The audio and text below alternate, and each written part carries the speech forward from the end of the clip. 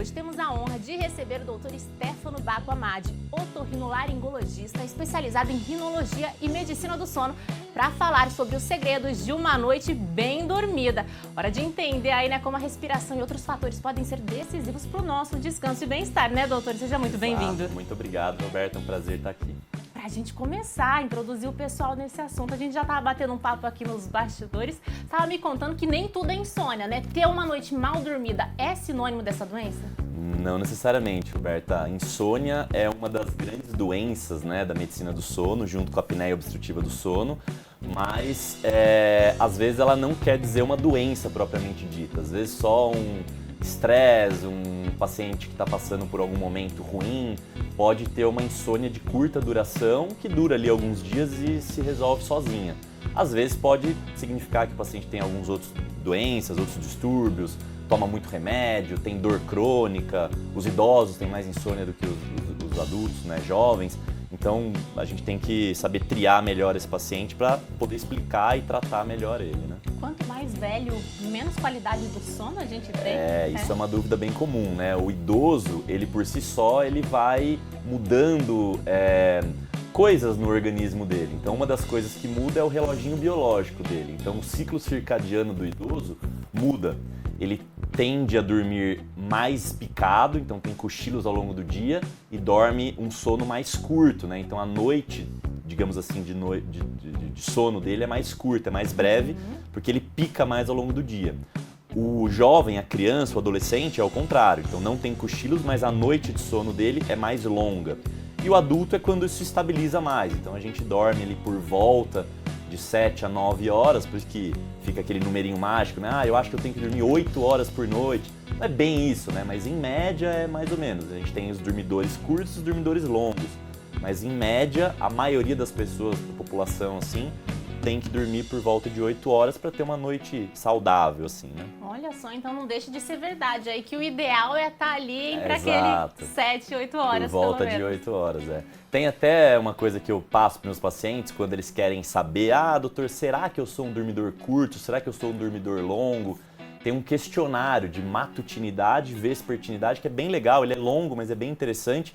E eu peço para eles aplicarem. Eu falo, vai para casa, leva esse questionário, tem umas 3, 4 páginas para você fazer uma reflexão ali. E aí quando ele volta no retorno, a gente consegue identificar se ele é um dormidor curto, tem que dormir menos de 7 horas, ou se ele é um dormidor longo, tem que dormir mais do que 9.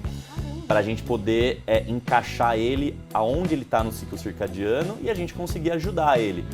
Você vai ter que mudar um hábito aqui, um hábito ali, você vai ter que antecipar a sua janta, você vai ter que fazer atividade física de manhã ou de tarde, não pode fazer no final da tarde, senão vai atrapalhar seu sono. Então são dicas assim que ajudam a gente a tratar alguns pacientes, né? Que bacana, alguns hábitos aí que você muda ao longo do dia, melhora então esse ciclo, né, circadiano. O ciclo circadiano melhora totalmente. A gente, o ser humano, a gente é feito de hábitos, né? Então, os hábitos saudáveis, que aí eu incluo alimentação, atividade física e os hábitos pré-sono, né? Que a gente pode até falar isso, que é bem comum, a higiene do sono, são coisas que vão ajudar você a ter uma qualidade de sono melhor. Então, se você não faz atividade física, piora regular, né? Piora o seu sono. Se você não se alimenta bem ou se alimenta em horários inoportunos, prejudica seu sono. Se você não tem uma higiene pré-sono ali, 1 hora, 1h30 antes de você dormir na cama para deitar para dormir, pode prejudicar seu sono também. Então são chaves, né? São dicas que eu sempre oriento, que ajudam o paciente a ter uma qualidade melhor. E lembrando que quantidade de sono não é qualidade. Às vezes a pessoa pode dormir 8, 9 horas, mas ter uma qualidade péssima de sono. Acordar várias vezes, não aprofundar o sono, ficar num sono mais superficial, não ter aquela reparação neural, né? Liberar todas aquelas toxinas que foram produzidas ao longo do dia e relaxar e descansar, acordar com a sensação que você dormiu bem. Então, quantidade não é qualidade, isso é uma coisa bem importante de vocês entenderem, né? Doutor, já que você entrou, né, nessa questão da higiene do sono, eu gostaria de saber como que o uso excessivo das telas ali, a gente vai sempre para a cama com o celular, né? Como é que isso afeta a qualidade do nosso sono? Perfeito. É uma dúvida bem frequente e bem interessante também. Então a tela, desde que a gente teve revolução industrial, modernidade, energia elétrica e agora mais recente internet e celulares, o celular virou uma extensão da gente, de trabalho, lazer, qualquer coisa que a gente faz, viagem. Então a gente está sempre com ele, mas a gente tem que ter alguns cuidados para ele não se tornar um problema. O que a tela influencia no sono? Algumas coisas, né? Então a tela tem principalmente emissão de luz azul. Se você pegar os iPhones, os Samsung ali, os celulares mais modernos, eles têm filtros de luz azul, que são para amenizar o problema, porque a gente sabe com alguns estudos que a luz azul é o principal inibidor do hipotálamo que libera melatonina. Então, se você tem um filtro de luz azul, você dá uma inibidinha nisso aí. Mas o espectro de luz verde, vermelho, amarelo também prejudica o seu sono. Então, a luz azul que sai das telas é um problema. Outro problema é aquela dependência que você tem, por exemplo, você está ali na rede social, na cama, deitado no escuro. Então, você tem a incidência da luz que já inibe a sua melatonina. Você fica se autoalimentando para o vício que você tem ali. Eu quero ver rede social, eu quero ver mais um vídeo, eu quero ver mais alguma coisa. Então você escolhe o que te dá prazer, você escolhe o que você quer ver, então você fica ali num ciclo vicioso. E isso causa adição, né? Então são os 3 pontos. Você se autoalimenta com o conteúdo que você quer consumir, então vira um negócio sem fim. Você causa adição, dependência por liberação rápida de dopamina e a luz que inibe o indutor, né, o seu estabilizador do sono, que é a melatonina. Né? Olha só, quem nunca, né, passou uma noite aí, pega 10 minutinhos desse celular e aí vira uma hora facilmente. Falando agora sobre a questão da melatonina, a gente vê, né, que é vendido nas farmácias, por exemplo, tomar melatonina, né, sem prescrição médica, influencia o ciclo, né, do nosso organismo mesmo criar? Influencia. A gente produz melatonina endógena, né? Então a gente produz mais ou menos 0,2, 0,21 miligramas de melatonina por dia, que é o suficiente para a gente sincronizar o nosso ciclo circadiano. Então muitas pessoas acham que tomar melatonina induz ao sono, dá sono, faz você dormir. Não é verdade. Melatonina não serve para isso. Melatonina serve para você manter o seu sono, você sincronizar o seu reloginho biológico. Então, quando a melatonina começa a aumentar no seu organismo, as células do seu corpo, o cérebro, todo mundo interpreta que está chegando a hora de você dormir. O pico da melatonina é lá no meio da madrugada, 2, 3 da manhã, e lá para 6, 7 da manhã ela despenca, porque sincroniza com a luz. Então, quando está na hora de você acordar, a melatonina despenca. Então, tomar melatonina exógena tem algumas indicações precisas. Não é qualquer pessoa que pode tomar, não é qualquer pessoa que deve tomar. E é um erro aqui no Brasil não ter essa regulamentação. Eu até brinco com alguns pacientes que uma vez eu comprei alguns produtos na farmácia, e a farmácia, online e tal, e a farmácia mandou um pacotinho de melatonina que eles tinham. Caro cliente, essa é a nossa melatonina que chegou e tal. Por favor, use, teste e tal, e dê o feedback. Então assim, é vendido como uma balinha, né? Caramba. Então não é saudável isso aí, né? Quando a gente fala, né, sobre a alimentação, ela também influencia na qualidade de sono? Totalmente. Então, alimentos que são inflamatórios, alimentos pesados, principalmente à noite, que é o momento que você precisaria tá virando a chavinha para você já iniciar um relaxamento, as células, que nem eu acabei de falar, interpretarem que você está indo dormir. Se você comer carne pesada, feijoada, se você comer algum alimento de difícil digestão, o seu corpo vai interpretar que é para você estar acordado, tá digerindo o alimento, não tá na hora de dormir, porque são coisas incompatíveis. Então a refeição à noite tem que ser mais leve, de fácil digestão, com alimentos não pró-inflamatórios, com alimentos antioxidantes, uma fruta, um carboidrato leve, alguma coisa que dê para você digerir e não interferir no seu sono, né? Agora, no almoço tá liberado, o almoço pode comer o que você quiser e tudo que não vai afetar o sono da noite, né? E o café da manhã também. No caso aí, um chazinho, é sempre bem-vindo? Um chazinho bem-vindo, né? Se for um chazinho que faz você fazer xixi, tem que tomar meio afastado do horário da noite de sono, porque senão você pode tomar um chazinho que seja pró-diurético e aí você acorda pra fazer xixi, sei lá, 2, 3 vezes por causa daquele chazinho inofensivo que você tomou. Olha só. Então um chazinho assim, uma camomila relaxante, que é clássica, né? Os pacientes perguntam. Algum chazinho branco assim, vai bem. Vai bem, olha só que bacana. Quando a gente fala, né, sobre essa questão do horário, muita gente troca aí o dia pela noite. Isso afeta na qualidade de vida, né? Na qualidade de sono também? Afeta totalmente, né? Então a gente sabe que o ser humano, ele tem um ciclo circadiano de 24 horas. Então isso quer dizer o quê?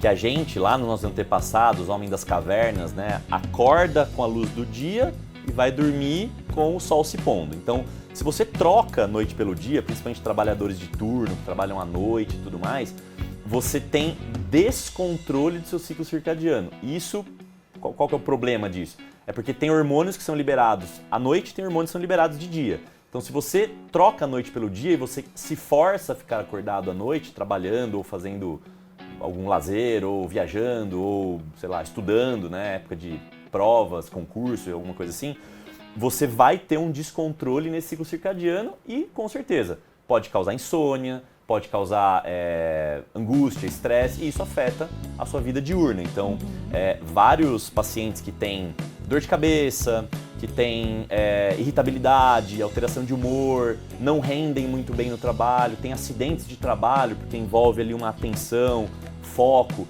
e você não tem isso, você tem uma noite mal dormida, podem levar a esses problemas diurnos. É uma coisa muito comum e muito prevalente na nossa sociedade atual, né?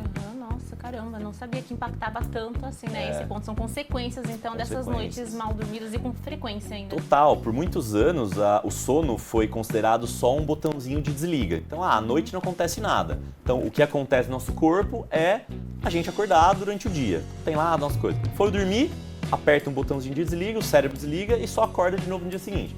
Isso já caiu por terra há muitos anos, a medicina do sono hoje evoluiu muito e ela sabe que a fisiologia noturna é tão impactante quanto a fisiologia diurna. Então acontecem relações vitais do nosso corpo à noite que impactam o dia. Então você tem que dormir bem para ter um dia produtivo. E você tem que ter um dia produtivo com hábitos saudáveis para ter uma noite saudável.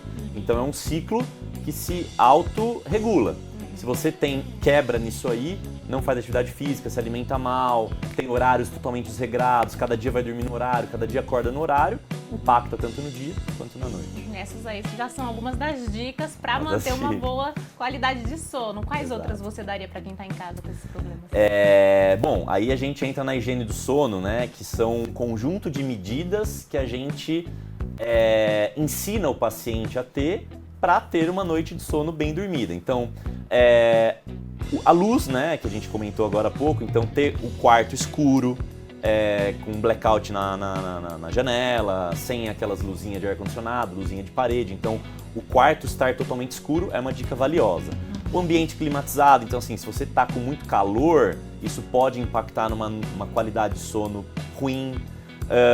A rotina pré-sono, então 1 hora antes de, sei lá, você estabeleceu 10 horas da noite para dormir, das 9 às 10, vai fazer atividades relaxantes, ouvir uma música, fazer uma leitura, lavar uma louça, tomar banho, fazer algum trabalho manual, uma pintura, um artesanato, um crochê, alguma coisa assim. Os alimentos, né? Então não comer alimentos muito pesados, como a gente falou. Barulho, então não ter muito barulho ali, tipo, um ambiente muito barulhento pode atrapalhar pessoas que têm sono mais leve, que têm dificuldade de pegar no sono. Medicações, né? Preferir tomar medicações mais cedo, não exatamente na hora de dormir, medicamentos de uso crônico, né? Contínuo. Alguns, né? Alguns tem que ser bem à noite, mas a maioria dá para você dar uma antecipadinha, que podem afetar o início do sono. Então são algumas dicas ali que a gente coloca nesse conjunto de medidas que se chama higiene do sono. Bacana, manter a TV ligada, nem pensar, né? Às vezes a gente vê aquela luzinha vermelha, já ouvi falar que faz mal, até a luzinha. Até a luzinha. É fato, precisa tampar então. A luz do ar-condicionado, essa luzinha do mosquiteirinho que você coloca ali, às vezes ela é bem brilhante e aí você tem uma certa incidência ali no seu olho, né? Então isso pode afetar. Pode afetar real, também. E quando que é necessário aí buscar, né, ajuda médica? A insônia ela é dividida em aguda e crônica. Então, a aguda tem uma duração menos de 30 dias. Então, geralmente é causado por alguma daquelas coisas que a gente comentou, estresse, ansiedade, alguma coisa que ele está fazendo momentaneamente ali no agora, e geralmente é autolimitada, você consegue sair daquele fator causador e ela some. A crônica, que dura mais de 3 meses, ela já é uma coisa que é mais difícil dela assumir sozinha. Pode ser que ela tenha um embasamento ali em algum fator causal que o paciente está vivendo, um ciclo circadiano alterado, uma ansiedade que está sem tratamento, uma depressão que está sem tratamento, ou que ela seja primária mesmo. Nesses casos, principalmente, você tem que entender como é que está a sua rotina, o que você pode mudar, o que você pode melhorar, todos esses aspectos que a gente já abordou, alimentação, atividade física, hábitos, rotina, sair daquele fator estressante que você está vivendo. Isso já pode resolver 80%, 90% das insônias. Quando isso não resolver, aí o médico é super bem-vindo para ajudar. E entrando no tratamento, né, não sei se vale a pena a gente mencionar, mas muitos pacientes perguntam, doutor, eu quero um remedinho para desligar, eu quero um remedinho para dormir, eu tô precisando dormir, não aguento mais não dormir. É um erro, é uma armadilha. O remédio não é a primeira linha de tratamento para insônia. E sim, essas mudanças de hábitos que a gente falou, a higiene do sono e a terapia cognitivo-comportamental, que é uma coisa assim, até meio famosinha, que é usada não só para insônia, mas para qualquer outro ponto da vida que precise mudar. Então, algum vício, alcoolismo, tabagismo, tratamento de depressão, tratamento de ansiedade. Então, o terapeuta que tem mais esse foco no sono, que vai fazer a terapia cognitivo-comportamental voltada para a insônia, ele vai fazer o paciente entender qual que é o problema, fazer uma autorreflexão, pegar e ajustar qual que é o hábito que precisa ser melhorado para induzir, ter uma melhor qualidade de sono. Então isso é um tratamento a médio e longo prazo. E aí, fazendo o link com o remédio, o paciente ele não quer ter esse trabalho, muitas vezes. Claro, alguns pacientes querem, mas eles querem o que é mais imediato. Doutor, eu quero o remedinho, eu quero alguma coisa para dormir, eu não aguento mais, eu preciso dormir. E quando eu falo que essa não é a principal forma de tratamento, você precisa fazer uma terapia, você precisa mudar hábito, mas vai demorar, eu preciso dormir agora. Mas o remédio vai fazer você depender do remédio. Você vai precisar do remédio para dormir. Então o remédio muitas vezes é um adjuvante, é o que vai ajudar a terapia a fazer mais efeito. Entendeu? Tá certo. Doutor, o papo tá bom, mas olha, minha diretora tá falando aqui que a gente já deu. Obrigada, viu, pela participação. Foi um Eu que prazer agradeço. te receber hoje aqui. Muito obrigado, Roberto. É um prazer e voltarei sempre que for convidado. A gente agradece.